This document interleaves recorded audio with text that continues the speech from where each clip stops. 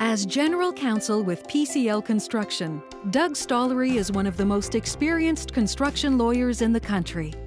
He pioneered the successful integration of in-house legal services into the daily operations and management of Canada's largest contracting organization. PCL is a 106-year-old construction company that started in Saskatchewan in 1906 building farmhouses and schools and has grown into Canada's largest general contractor, now doing almost $7 billion worth of construction annually. Doug came in and not only introduced internal counsel and general counsel to our organization, but demonstrated to a bunch of contractors what added value in-house counsel can really do for an organization. I think he has taken us to be a more sophisticated business enterprise. I've known Doug now for about 10 years. We were on the first generation of Canadian P3 projects. In the space of 5 years, Canada quickly became the epicenter of P3 activity globally.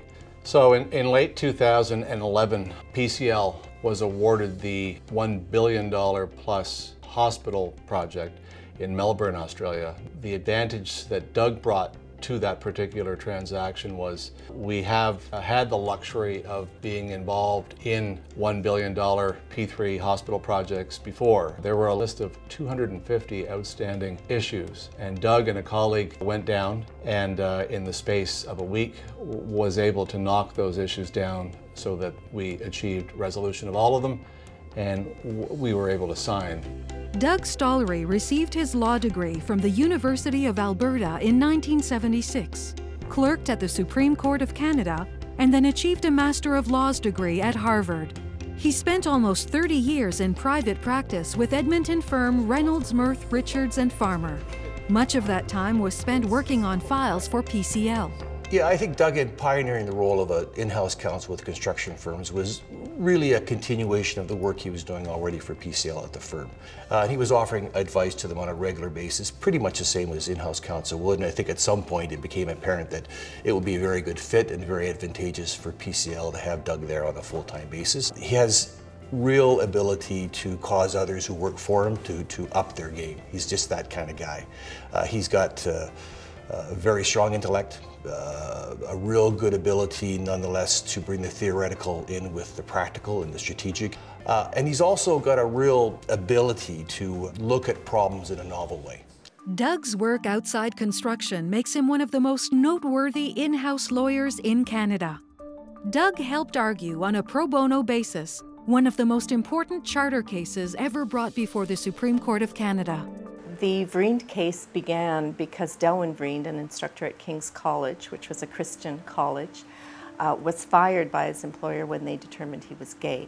Consequently, it was necessary to bring a charter challenge against the provincial government to attempt to require them to provide legislation to protect the human rights of gays and lesbians, and our firm became involved. One day I was working and I received a letter in my office from Doug Stollery, who I didn't know at the time, including a check and saying that if I needed any assistance or there was anything further he could do to please call.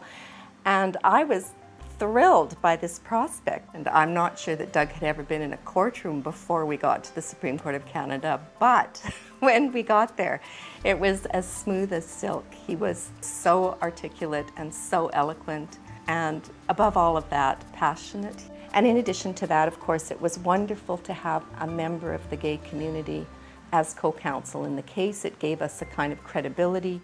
After it was all over, there was the famous kiss by Delwyn and his then lover, and it was on the front pages of the papers across the country, and we just thought, you go for it, like this is how it should be.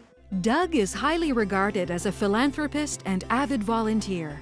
His involvement as a director for the Stollery Children's Hospital and Stollery Charitable Foundation builds on the generosity and compassion of his family, who were leaders in philanthropy. The reason the Stollery Children's Hospital exists is very simple. We raise money for miracles. and it means that we raise the funds to make sure that we have the finest pediatric care for children in northern Alberta. When Doug Stollery participated on the board of the foundation, the revenues went from $895,000 to $12.3 million. And this didn't happen without a lot of work, a lot of focus, and a lot of determination.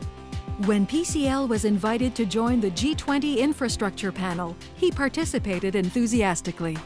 Well, first of all, we were quite honored to receive the call from the Prime Minister's office to ask us to represent Canada. We sat on a group that included 17 other financial people, so trying to explain to them the P3 process. They understood the money side of the P3 process, but the contracting side, Doug really knew how to communicate and get the points across. Doug's achievements in construction law are exceptional, but his remarkable range of experience and public service truly make him a role model within the profession. With a leader like Doug working as hard as he does, you naturally gravitate to wanting to sort of replicate that approach. I think Doug also has this tremendous understanding of human nature, and he's a wonderful mediator. He's also very funny, he's also very witty, and he's just a great person to spend time with. He's an unsung hero in many respects, and that's what makes him so very special. His goal, once he isn't practicing law for PCL, is to do humanitarian work in third world countries in the area of human rights. Well, on behalf of the firm, I'd like to say to Doug just how very, very proud we all are, and how very, very happy we are that our friend has done this well. I really can't think of any individual that would be more deserving, and I'm just totally thrilled for Doug.